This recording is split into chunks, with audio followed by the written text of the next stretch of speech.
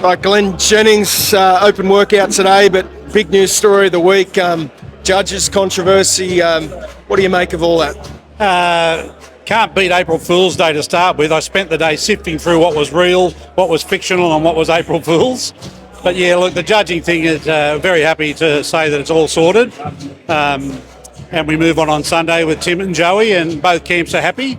And it was always just a matter of time, mate. It's a decision that is a commission decision here in Australia, and we ended up getting the result that everybody wanted.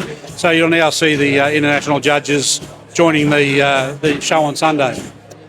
We saw you have a chat over there. Was that just sorted out now, or is this something that's happened? Yeah, that's the first time we've got to get face to face and just clear the air. It was never an issue for us. It didn't make any difference to Tim who the judges were.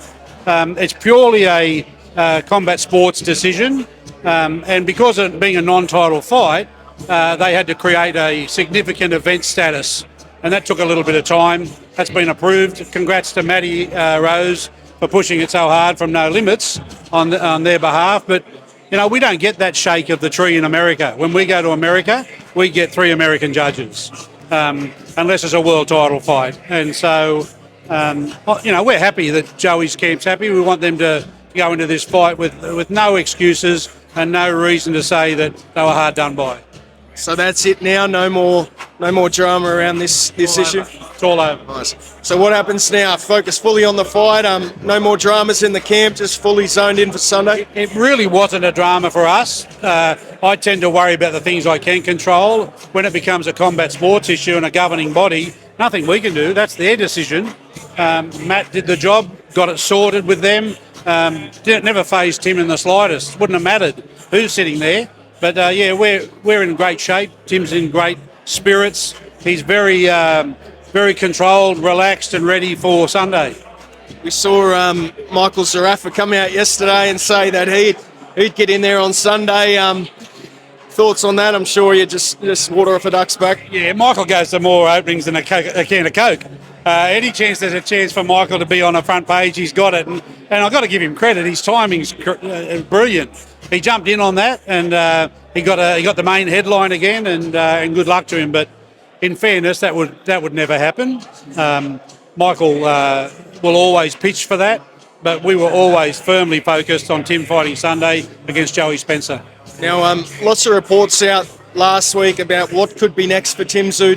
Does it annoy you at all when the journalists, the media start talking about, you know, Thurmans, Charlos, Spence, all these sort of names? No, it doesn't bother me in the slightest. It's part of the business, the forward-thinking part, the wanting to know what's going to happen. Of course, on the team side of things, it doesn't get a mention. It's not open for discussion. We just don't talk about it. Matt and I talk about it all the time, our forward planning for Tim.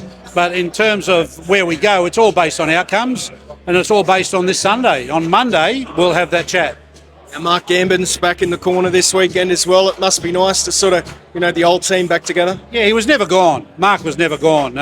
Sadly for him, the day he was due to fly out, he had to go in for emergency surgery on a ruptured appendix or something in his guts. So he was in a shocking place, and we got a replacement over there. But he was never gone. He's one of our original team members, and will continue to be so. What can we expect from Tszyu this Sunday? I think you're going to see the real Tszyu. Now, I got asked this morning and I thought about it. The Tszyu we've seen for 24 wins was a calculated stalker. He was a pressure fighter who picked his shots and wasted very few. That could well have been the case against Mertzalayev, apart from him getting caught so early and failing to recover. So I think take the lessons from that, understand where we went wrong there, dust ourselves off and go back to what we were very good at. Good to be back in Newcastle as well. Oh, I love it. The old stomping ground, the Newcastle Entertainment Centre, right next door to where you guys grew up, right next door to where I grew up. So I love it. Any chance I get to take a fight back home, I will.